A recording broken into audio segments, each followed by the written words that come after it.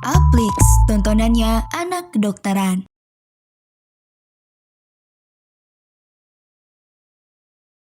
Halo teman Akmers, kembali lagi bareng aku, Kak Adel. Di video kali ini kita akan belajar tentang obstetri dan ginekologi, khususnya masalah dalam kehamilan. Nah, ini ada learning outcomes kita kali ini, yaitu teman Akmers mampu mengetahui berbagai masalah pada masa kehamilan. Topiknya apa aja sih? Ada korioamniotis, ada korioamnionitis, gawat janin, gangguan pertumbuhan janin atau IUGR, janin meninggal dalam rahim atau IUFD, kehamilan post-term, dan juga blighted ovum. Yang pertama, kita akan bahas korioamnionitis. Korioamnionitis ini adalah inflamasi dan atau infeksi pada membran amniotik dan korionik, serta jaringan yang terikat seperti DESI2, pembuluh darah fetal, atau dan korda umbilikalis. Diagnosisnya harus disertai dengan demam lebih dari 30 derajat Celcius dengan atau lebih dari tanda-tanda di bawah ini. Apa aja sih? Ada leukositosis lebih dari 15.000, DJJ lebih dari 160 kali per menit, frekuensi nadi ibu lebih dari 100 kali per menit, nyeri tekan fundus tapi tanpa ada kontraksi, kemudian cairan amnion berbau dan tidak jernih. Faktor resiko ini bisa terjadi mungkin bisa karena KPD yang lama, kemudian VT berulang, dan juga infeksi vagina. Tata laksananya tentu saja harus kita rujuk dan juga dilakukan SC Cito. Antibiotiknya bisa diberikan ampicillin 2 gram secara intravena setiap 6 jam dan gentamicin 5 mg per kilogram berat badan setiap 24 jam. Selanjutnya ada gawat janin. Nah, gawat janin ini kalau semisal janin tidak menerima O2 yang cukup, sehingga janin ini mengalami sesak dan dapat mengancam kesehatan janin. Gejalanya apa? Berkurangnya gerakan janin. Ada mekonium warna hijau. DJJ-nya lebih dari 160 kali atau kurang dari 120 kali per menit atau irregular. Kemudian didapatkan deselerasi lambat alias DJJ-nya turun lama berselang setelah terjadi HIS, atau terjadi deselerasi variabel yang tidak berpola, atau deselerasi berkepanjangan, DJJ tidak naik lagi setelah terjadi HIS. Tata laksananya apa? Kalau di awal kita minta posisi ibu miring kiri, kemudian pasang oksigen dan juga pasang infus. Dan jangan lupa rujuk untuk SC Cito. Nah, pemeriksaan KTG atau kardiotokografi itu kayak alat di samping. Pasti sering banget nih kalau udah lewat stase oksigen, sering kan nemu mesin ini atau bahkan kita yang ngerjain disuruh ngeprint gitu. Nah, ini alat yang menampilkan pola DJJ dan hubungannya dengan kontraksi rahim. Indikasinya apa? Kalau semisal fetal distress, ibunya demam, atau mau induksi oksitosin, ketuban mekonium, sama hipertensi dalam kehamilan. Nah, yang normalnya KTG itu kalau ada akselerasi atau deselerasi dini. Kalau abnormal itu terjadi deselerasi lambat, deselerasi variabel, dan juga deselerasi berkepanjangan kayak yang tadi udah di-mention sebelumnya. Nah, ini contoh dari deselerasi berkepanjangan. Jadi dia ada penurunan denyut jantung janin lebih dari 30 bpm berlangsung selama minimal 2 menit, seperti yang ada di lingkaran foto ini.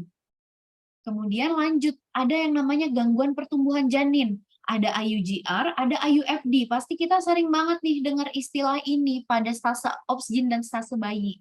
Baik itu IUGR dan IUFD, dia TFU-nya kurang dari seharusnya. Jadi dia lebih kecil dari masa usia kehamilan. Bedanya DJJ-nya positif pada IUGR dan DJJ negatif pada IUFD. Karena IUFD itu janinnya sudah meninggal sehingga DJJ-nya negatif. Sedangkan IUGR itu hanya terhambat, tapi janinnya masih ada sehingga DJJ-nya masih positif. Dan tentu saja pada IUGR gerakan janinnya masih terasa namun minimal dan dilakukan terminasi kehamilan sesuai dengan indikasi. Kalau IUFD tentu saja gerakan janinnya tidak terasa sehingga kita lakukan induksi persalinan karena janinnya sudah meninggal. Oke, lanjut. Kehamilan post-term. Ini adalah kehamilan yang kalau melebihi usia kehamilan lebih dari 42 minggu atau 294 hari dari HPHT. Kehamilan post-term ini sebenarnya berbahaya. Kenapa? Karena dia ada yang namanya perubahan akibat post-term. Apa aja? Kalsifikasi pada plasenta, pertumbuhan berat janin yang meningkat, sehingga akan meningkatkan resiko makrosomia. Kemudian sindroma postmaturitas juga, ini ada stadium 1, kulitnya jadi kering, mudah mengelupas. Stadium 2, kulit pewarnaan mekonium atau warna hijau. Dan juga ada kuku menguning pada stadium 3. Lalu tata laksananya apa? Bisa kita berikan pada usia kehamilan 38-41, kita sarankan membran sweeping atau coitus. Kemudian pada usia kehamilan 41 minggu, kita sarankan induksi persalinan. Kalau semisal udah 42 minggu, maka harus diterminasi. Lanjut, ada yang namanya blighted ovum. Jadi ini terdapat gestational sac tanpa terbentuknya embrio dan yolk sac. Nah, kehamilan ini dapat bertahan hingga 14-16 minggu. Pada USG tampak gambaran gestational sac tanpa embrio. Nah, di dalamnya ini kosong, nggak ada embrionya. Terus, apa yang harus kita lakukan? Maka, bila tanpa perdarahan, kita lakukan USG, diulang 2 minggu kemudian. Tapi kalau ada perdarahan, langsung kita lakukan kuretase. Oke, itu dia tadi bahasan kita tentang masalah dalam kehamilan. Sekarang kita kuis ya. Kamu bisa pause video ini dulu, nanti kita bahas bareng-bareng. Oke, pertanyaannya adalah apakah diagnosis pada pasien ini? Seorang wanita 20 tahun G1P0A0 dengan usia kehamilan 36 minggu datang ke rumah sakit mengeluh keluar air ketuban sejak pagi.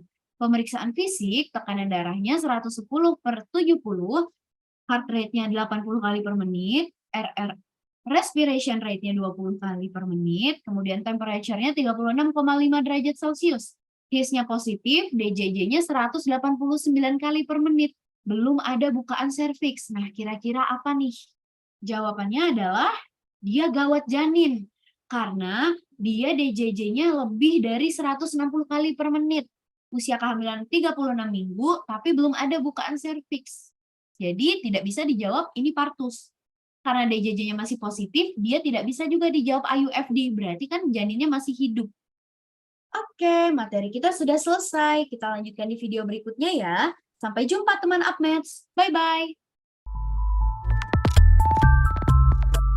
Uplix, tontonannya anak kedokteran.